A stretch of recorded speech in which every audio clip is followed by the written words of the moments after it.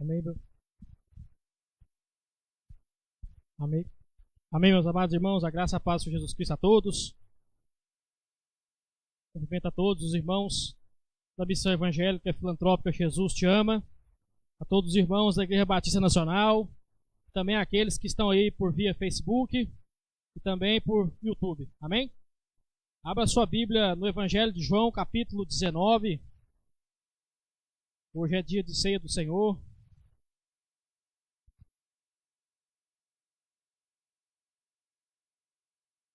Evangelho de João, capítulo 19, versículo 5.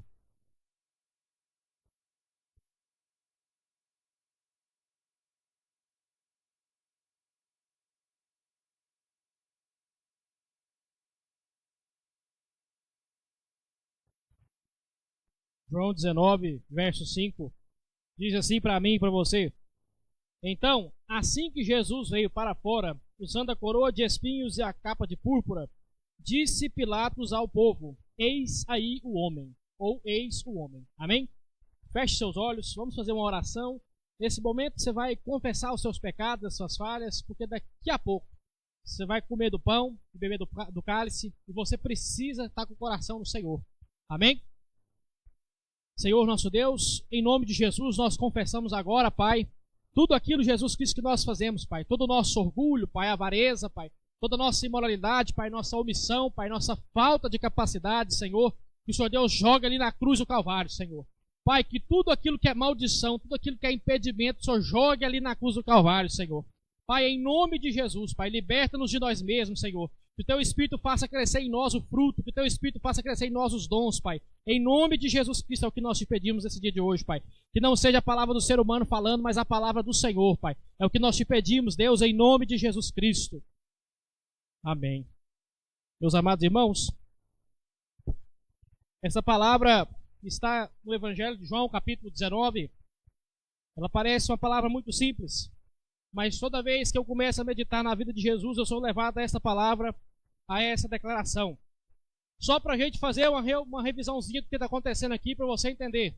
A palavra do Senhor diz em João capítulo 12, que ele saiu de Betânia e voltou para Jerusalém. E a palavra diz que uma mulher quebrou um vaso de alabastro para ungir ele. E Judas Iscariotes disse o seguinte: poderia ter pegado esse vaso e ter vendido para doar aos pobres. E naquele momento ali, ele mostra a verdadeira face dele, porque ele não estava interessado em Jesus. Ele estava interessado naquilo que Jesus poderia oferecer para ele. E dali então, ele já coloca no seu coração de vendê-lo. E todos nós sabemos que Jesus, ele sai para poder fazer a ceia com os seus discípulos. E a Bíblia diz para mim e para você que os seus 12 discípulos se assentaram na mesa com ele. Mas em que um determinado momento, Jesus afirma que um deles vai trair. E naquela época não tinha cadeira igual hoje. Você tinha uma cadeira para você sentar e conversar na sua casa. Quando você ia comer, você sentava no chão. E a palavra do Senhor diz que Pedro estava numa ponta, Jesus estava na outra ponta, João estava de um lado, Judas Iscariote estava do outro. E a Bíblia diz que Pedro perguntou assim para João: fala para o mestre, quem é que vai trair? Por quê? Porque todos começaram a pensar. E Jesus disse o quê? Aquele que põe a mão no prato comigo é aquele que vai me trair. E aí Judas, de uma maneira irônica, pergunta: porventura sou eu? E aí Jesus disse: tu disseste, vai e faz o que tem que fazer depressa. Levantou e foi vender Jesus. E a Bíblia afirma que Satanás, a partir daquele momento em que ele saiu daquela casa, entrou nele e ele foi entregar Jesus. Então a Bíblia diz que junto de Jesus não cearam os 12 discípulos, cearam apenas 11. E aí Jesus, ele entrega a ceia, que é a repetição, vai acontecer daqui a pouco, que é o partir do pão e o beber do cálice. O pão representa o corpo e o cálice o sangue. Depois disso, a Bíblia diz que ele saiu para o Monte das Oliveiras, depois de cantar o Salmo 118 para orar. E a Bíblia diz que ali ele começou a agoniar, porque dali a pouco ele ia morrer. Meus irmãos, para nós é muito fácil pensar que Jesus ia morrer, porque nós não sabemos o dia nem a hora de nossa morte. Mas ele sabia que as horas dele estavam contadas. E daí então ele começa a agoniar. E a Bíblia diz que a sua alma estava triste até a morte por conta dos nossos pecados. Então ele pega Pedro, Tiago e João, que eram homens que tinham mais interesse em andar com ele. Não é que eram melhores, mas eram pessoas que tinham mais interesse, mais proximidade. E ele leva para o Jardim das Oliveiras. Guarde bem essa informação. Nós temos um jardim ali. E a palavra do Senhor diz que ele começa a orar e a colocar a minha e a sua vida ali. E ele começa a se esforçar de tal maneira, como o pastor disse na oração, que ele começa a sangrar. A pressão cardiovascular dele foi tanta que ele começou a sangrar. E ali ele começa a derramar o seu sangue. E a Bíblia diz que o mesmo Judas que saiu retorna e entrega ele para ser julgado. E a palavra do Senhor diz que ele vai para a casa do sumo sacerdote, que era o homem que tomava conta do templo, Anás, e o seu genro Caifás. E a Bíblia diz que ali ele é condenado por 2 testemunhas que eram falsas, porque nem as testemunhas achavam acusação contra ele. Eles inventaram a acusação. Dali então ele sai para ir para a casa de Herodes. E Herodes não sabe como é que acusa ele, devolve ele para os judeus, que manda ele para Pilatos. Pilatos apresenta ele a primeira vez, bem cedinho. Ele volta das 4:30 da manhã, apresenta ele na rua e fala: aqui está Jesus, o que é Nazareno, que diz que é rei dos judeus. Mas eu não acho nenhuma falha nesse homem. Então ele volta para dentro e começa a fazer algumas perguntas para Jesus, e Jesus diz que ele é o rei dos judeus, o Messias que estava prometido. E a palavra do Senhor diz que Pilatos apresenta ele uma segunda vez. E os judeus começaram a pagar o povo para mandar crucificar Jesus. E aí Pilatos diz o seguinte: bom, como hoje é dia de Páscoa, eu faço sempre uma oferta. Eu pego 2 homens que merecem morrer, e eu coloco um de frente do outro, e vocês vão escolher. Esse aqui é ladrão, esse aqui é ruim, esse aqui é mau. O seu nome é Barrabás. E esse aqui eu não acho nenhuma falha nele. Quem é que vocês querem que eu condene? Solta Barrabás e crucifica Jesus, o rei dos judeus. E a Bíblia diz então que Pilatos ele fica agoniado, porque ele ia condenar um homem inocente. Então ele começa a criar alguma estratagema para livrar Jesus. Ele retorna e ali ele já ordena aos seus soldados que espanquem a Jesus, que chicoteiem suas costas e que façam a coroa de espinhos. Mas ele apresenta Jesus uma terceira vez. A terceira vez está aqui em João capítulo 19, versículo 1 até o 5. Jesus é apresentado mais uma vez. Um intento de livrar a barra de Jesus mais uma vez. Mas Pilatos, infelizmente, ele falha nessa missão. E agora eu queria que você olhasse para o que está escrito aqui para nós. Então, assim Jesus veio para fora. A Bíblia diz na carta aos Hebreus que o sacrifício é oferecido de fora do arraial. Quando ele fala isso, ele está colocando o dia da expiação. No dia da expiação tinha 2 sacrifícios.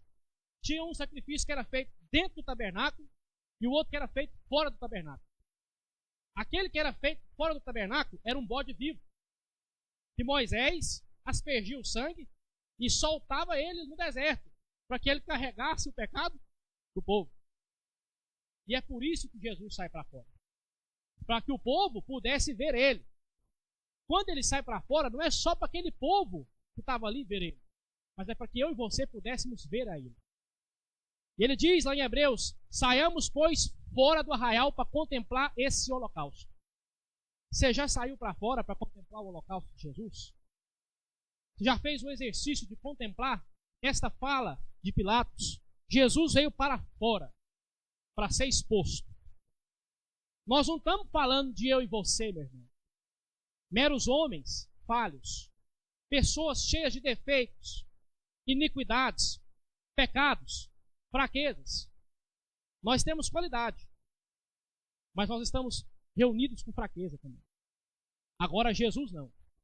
Quando Pilatos diz assim: eis aí o homem, ele está sendo apresentado a vocês hoje. O homem Deus, Jesus Cristo. A palavra do Senhor diz em Mateus capítulo 1, versículo 21, que o anjo entregou à mulher uma profecia. O que está dentro de você será chamado Jesus Cristo, porque salvará o seu povo dos seus pecados. Eis aí o homem. Não é qualquer homem. É um homem que não tem pecado. É um homem que não tem mancha. E agora o que fica mais interessante é que o povo viu ele. E se você prosseguir, vai dizer que o povo começou a gritar ensandecidamente, loucamente, crucifica-o, crucifica-o. E aí eu fico pensando o que passava na cabeça de Jesus nesse momento. Porque no domingo de Ramos, ele tinha entrado na cidade e o povo gritava o quê? Hosana, bendito aquele que vem no nome do Senhor, o Rei de Israel. Passou a segunda, a terça, a quarta, a quinta, na sexta-feira cedo, 4h30, o povo está gritando, crucifica, crucifica, crucifica. E aí eu fico pensando, Jesus, eu serei crucificado, mas eu vou vencer. Amém? Então, a palavra do Senhor, ela mostra para nós que Jesus, mesmo estando limitado pela nossa humanidade, para se fazer homem como nós, ele não deixou de cumprir a Escritura. E você pode ver no capítulo de João, no 18 e no 19, uma das coisas que mais acontece é de João escrever assim, para que se cumprisse a Escritura. Para que se cumprisse a Escritura. Porque esse homem que nós estamos falando, ele está prometido desde o dia em que Adão caiu. A Bíblia diz em Gênesis 3,15 que a semente da mulher, Jesus Cristo, amassaria a cabeça da serpente, ele esmagaria, pisaria sobre a sua cabeça, não sobraria nada. Mas a serpente pegaria o seu calcanhar, ou seja, morderia ele. E aqui está esse homem com a mordida da serpente do seu calcanhar, mas ele está prestes a esmagá-la definitivamente, a amassar todos os nossos pecados, todo o mundo e todos os efeitos do diabo. Tudo isso por conta do seu sacrifício. Agora eu queria que você pensasse o seguinte. A Bíblia diz que ele já estava trajado como rei. Já percebeu isso no versículo? Diz que ele estava usando uma coroa de espinhos e uma capa de púrpura. Se você passar o olho correndo aqui, você não vai prestar muita atenção no que está dizendo aqui. Se você passar o olho só correndo, falar, Jesus estava sendo crucificado com a coroa na cabeça e a capa de púrpura. Você vai achar que é uma coisa normal. Todo mundo era crucificado assim. Não. Somente Jesus foi crucificado assim. Em toda a história da humanidade, somente Jesus foi crucificado desse jeito. Em primeiro lugar, porque o único que falou que era rei dos judeus era Jesus. Em segundo lugar, o único prisioneiro que se tem notícia que estava vestido com um manto de púrpura é Jesus. Até hoje. Nem Paulo, nem Pedro, nem nenhum deles estava vestido como este homem, Jesus.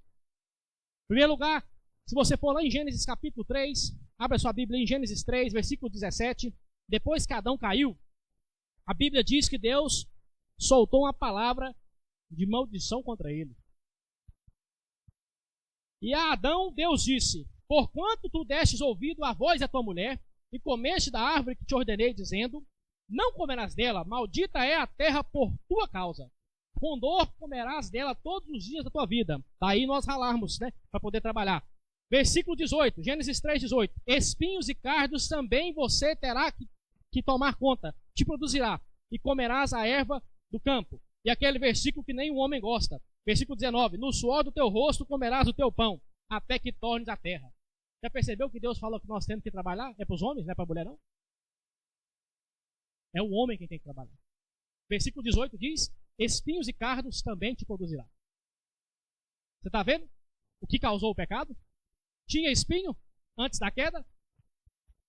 Tinha cardo? Tinha praga? Tinha erva daninha? Foi por conta do pecado. E o espinho na Bíblia é um tipo da maldição que nós recebemos. A partir do momento em que nós cometemos o pecado contra Deus, todos nós, de uma maneira ou de outra, nos tornamos doentes espiritualmente. A Bíblia diz em Romanos 5,12 que por meio de um homem só entrou o pecado no mundo e por meio do pecado, a morte. E o espinho é um sinal da morte. Quem aqui já teve o desprazer de pegar uma flor muito bonita, não prestar atenção e furar o dedo no espinho? Você na hora já acha que a flor não é tão bonita mais igual ela era, não é? Afinal de contas, você foi pegar ela, ela espetou seu dedo. E aí a palavra do Senhor diz que Jesus foi crucificado com uma coroa de espinhos. Quando ele recebe essa coroa, que não é de ouro, não é de prata, não é de pedra, é de cana espinhosa, a Bíblia diz que ele está carregando sobre a sua cabeça a minha e a sua maldição. Está carregando o meu e o seu pecado. Quando você olha para Jesus lá de pé, com aquela coroa na sua cabeça, ele devia ser menor que eu, assim um pouquinho, ó, porque todo judeu é pequenininho. A palavra do Senhor diz que ele está carregando sobre a sua cabeça a minha e a sua maldição. E Isaías 53, ele dá nome para essa maldição. Aos nossos pecados, as nossas iniquidades, as nossas doenças, a nossa condenação. Os espinhos que estão sobre a cabeça de Jesus é para que não estivesse sobre a minha e sobre a sua. É para que nós não recebêssemos a culpa do pecado. Porque a Bíblia diz que o homem comete o pecado não é pelo espírito, é pela alma, pela sua razão, pela sua emoção e pela sua vontade. E a partir do momento que eu quero fazer a minha vontade, já não é mais a vontade de Deus. Se não é a vontade de Deus, então se torna pecado. Porque aquilo que não vem da vontade de Deus, não vem de fé, é pecado. E a palavra do Senhor diz que ele está aqui com a sua coroa e ele está de pé, apresentado a este povo para apagar os meus e os seus pecados. Agora, o que mais me deixa impressionado, meus irmãos, é que tudo isso aconteceu ali naquele lugar com Jesus calado. Quando nós somos acusados de alguma injustiça, qual que é a primeira vontade que você tem? Vai abrir a sua boca e debater? Afinal de contas, eu usei uma boca, foi para você falar, não foi? Não é? Nós não queremos contra-argumentar, contra-reclamar. E Jesus está sendo condenado por um homem que ele manda naquele homem, que é Pilatos. Ele foi traído por um amigo dele, que fingiu segui-lo. Foi abandonado por outro, que diria que morria por ele, que é Pedro. Estava sendo observado por João do lado de fora. E ele está ali de pé, calado, mudo, com a coroa sobre a sua cabeça para ser crucificado. E a palavra do Senhor diz mais. Diz que essa coroa representa o nosso pecado. E eu quero que vocês façam um exercício daqueles irmãos que fazem parte da turma dos que vêm na escola bíblica dominical. Quando eu disse sobre o livro de Levítico, eu disse que o animal era trazido no templo, no tabernáculo, e a pessoa que oferecia o animal punha a mão sobre a cabeça daquele animal e orava, e o pecado dele passava dele para o animal. E o animal que morria recebia o pecado. E quem é que está recebendo o nosso pecado aqui agora? Jesus. A coroa de espinhos é a minha e a sua mão sobre a cabeça dele. E ele levando os nossos pecados. Para terminar a história da coroa de espinhos, os soldados, não satisfeitos, pegaram um pedaço de pau e ainda começaram a dar porradas para que entrasse sobre a cabeça dele. Deve ter inchado, deve ter doído, mas a pressão maior não era a pressão física, era a pressão do pecado. Eu e você, meu irmão, nós estamos acostumados a cometer pecado. Agora, você já pensou um ser humano que não tem pecado ser condenado, santo, imaculado, sem defeito, com todos os pecados? Não é do Túlio, não. Não é do irmão Túlio, não. É de todos nós sobre as costas dele. É por isso que a Bíblia diz que o céu fechou naquela hora. Porque era tamanha opressão, mas ele foi até o final pela minha e pela sua vida. Então, quando eu e você lermos essa passagem, quando você vê o sacrifício de Jesus, é isso que significa. Mas diz mais. Diz que o efeito é total. Como é que eu sei que o efeito é total? Porque ele estava vestido de manto de rei. A cor púrpura, tem até um filme com esse nome, né? Se você for observar, era a vestimenta do rei. Naquela época era caríssimo, hoje ainda é caro. Uma roupa colorida de vermelho ou de azul, ou de púrpura, roxo, geralmente tem um preço diferente da que é branca e preta. E se você for prestar atenção, ela é a junção de duas cores. Como é que eu faço roxo? Azul? Vermelho? E se você observar no templo de Deus, quando Salomão ergueu o templo, a Bíblia diz que Javé mandou ele fazer um véu. E o véu tinha 3 cores: azul, vermelho e púrpura. Por que azul? Porque azul representa que Jesus é Deus. Jesus é divino. Rei dos reis, Senhor dos senhores. O vermelho representa que Jesus é um holocausto final. O sangue que foi vertido ali na cruz do Calvário. E aí, para terminar, o roxo representa que Jesus é rei. sobre os céus e a terra. Deus e homem.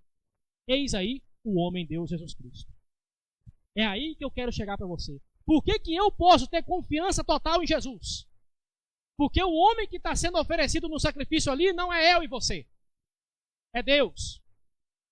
Porque ele está pintado de azul. Ele é o sacrifício final, não precisa de outro. O pastor acabou de falar. Não precisa de você pagar o preço. É só você jogar a sua fé nele, a sua confiança nele. Porque ele é o holocausto final, está vermelho. E ele é sobre tudo e sobre todos. Porque ele está de roxo. Está de púrpura. Está trajado como rei. Do mesmo jeito que ele entrou, e o povo dizia: Hosana, bendito o filho de Davi que vem nos salvar. Hosana significa: salve-nos pelo amor de Deus. Salve-nos, por favor. Tenha misericórdia de nós. Ó filho de Davi, você que é Deus em Israel, rei de Israel. Ele estava ali, vestido para que eu e você tivéssemos pagamento total do nosso pecado. Pagamento total da nossa fraqueza.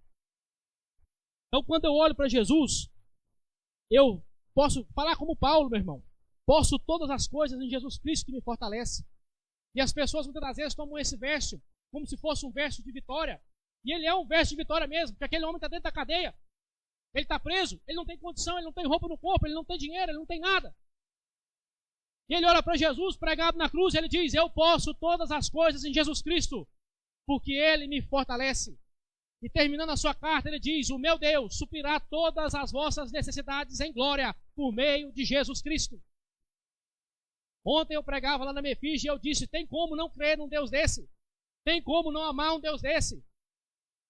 Que ele é perfeito nos mínimos dos mínimos dos mínimos detalhes, nos menores detalhes possíveis. Tem que jogar a confiança nele, tem que jogar a fé nele, tem que crer que ele faz o impossível na minha e na sua vida. Amém? Vá no verso 41, João 19, 41. Você guardou a informação de Adão. Adão caiu no jardim do Éden. Você guardou a informação de que Jesus foi orar no jardim das oliveiras. Amém? Ele foi orar apresentando a minha e a sua vida. E onde é que Jesus foi enterrado? Aleluia. João 19, 41 diz para mim e para você o seguinte: no lugar aonde Jesus foi crucificado, havia um jardim. E no jardim um sepulcro novo, onde ninguém jamais tinha sido colocado. E assim, sepultaram Jesus ali, por ser o dia da preparação dos judeus e considerando que o sepulcro ficava perto ou próximo. A queda começou no jardim, a redenção começa no jardim, e a consumação termina no jardim. Aleluia. Adão cai no Éden. O que é Éden? Jardim das delícias, jardim dos prazeres. O homem tinha prazer de estar com Deus, prazer de ter comunhão com Deus, prazer da presença de Deus. Ele caiu, não tem mais a presença. Então Jesus vai começar a apresentar o holocausto lá no jardim do Getsêmani. O que é que significa Getsêmani? Jardim da prensa. Jesus foi prensado por mim e por você. E agora, José de Arimateia, como ele tinha dinheiro, comprou um sepulcro num jardim. Lá aonde ele foi crucificado. Para quê? Para que ele fosse enterrado. Começou no jardim, passou pelo jardim, tem que terminar no jardim. E a Bíblia diz lá em Atos capítulo 1, versículo 8, que ele vai ao jardim do Getsêmani, depois que ele está ressuscitado, e ele levanta-se aos céus. E ele diz assim: eu voltarei para vós. Quando ele some, 2 anjos aparecem e diz o que para mim, para você? Varões galileus, por que vocês estão impressionados? O mesmo Jesus que foi, vai voltar exatamente aqui. Confirmação. Zacarias capítulo 14 diz que no dia do seu retorno, ele retorna exatamente no jardim das oliveiras. Do mesmo jeito que Deus começou, ele vai terminar. Amém? E agora eu queria que você pensasse o seguinte: o que é que eu preciso nesse dia de hoje para que eu possa apresentar a Jesus? Já foi feita uma oração de perdão dos pecados. O pastor já chamou para fazer uma oração de perdão para a família, perdão para aqueles que estão perto. Ou talvez alguém que você tem uma mágoa. Ontem eu ainda falava isso com os irmãos da Mefija, lá em Hebreus 12, 15. A raiz de amargura, ela impede que a graça de Deus flua na nossa vida. Então quem está amargurado, arranque esse pecado do seu coração, arranque isso logo da sua alma, porque a Bíblia diz que se você estiver amargurado, Você não produz, você não vai para frente, porque você está com o coração em raiz de amargura. E ela impede que eu e você cresçamos na presença de Deus. Impede, ela impede. Não é que ela vai te atrapalhar, não, ela vai te impedir. Não vai deixar você crescer. Porque toda hora você vai ficar lembrando daquilo, toda hora você vai ficar remoendo aquilo. E a Bíblia diz que nós somos craques em remoer aquilo ali. Ficar, remoendo o pecado. Então, abandona isso. Larga isso. Desiste disso. Tira esse peso das suas costas. Amém? Se há alguma coisa que você precisa confessar, não é amanhã que você vai confessar. Não é daqui a pouco. É agora. Por que motivo? Porque a Bíblia diz que o dia da salvação é hoje. É agora. É nesse momento. Se tem algo que você tem que pedir para Deus, às vezes sua vida está 100%. Eu duvido muito que nossa vida esteja 100%, 100%, 100%. Mas se tem algo que você tem que pedir para Deus, um renovo, uma nova graça espiritual, um novo desenvolvimento do seu caráter, se tem uma área que você não está dando conta, e prosseguir, o momento também é agora. E se você precisa de uma cura, de uma libertação, ou de algo que tem te importunado, a hora também é agora. Porque a Bíblia diz que tudo aquilo que nós temos foi lançado sobre Ele. A partir do momento que nós tomamos isso como verdade e aplicamos em nossa vida, nós podemos ter certeza que Deus vai entrar no nosso favor. Amém? Se eu não tomar a palavra de Deus como verdade na minha vida, eu sendo cristão, então para que eu creio na palavra de Deus? Eu tenho que tomar ela como verdade, eu tenho que tomar ela para mim. Aquela promessa não está escrita somente para aqueles que estavam aqui, Ela está escrita para mim e para você hoje ainda. Porque a Bíblia diz que o Deus que agiu lá no passado continua agindo hoje. E eu creio que esse Deus age na minha e na sua vida. É só eu olhar para trás e ver de onde o Senhor me tirou. Falava ontem com os meninos, falava assim, olha, de onde é que Deus me tirou? Onde é que eu estaria se Deus, não é verdade? Não foi o que eu falei? Se Deus não tivesse me tirado, qual foi a minha resposta? Provavelmente eu estaria morto. Não foi? Por quê? Porque eu levava uma vida de consequência. Não media o que eu fazia. Não aferia com a régua da palavra de Deus. Então, a partir de hoje, nós vamos tomar isso como verdade para nós. Nós vamos lançar a nossa fé em Jesus. Amém? Nós vamos lançar a nossa confiança total nele. Tudo aquilo que nós temos.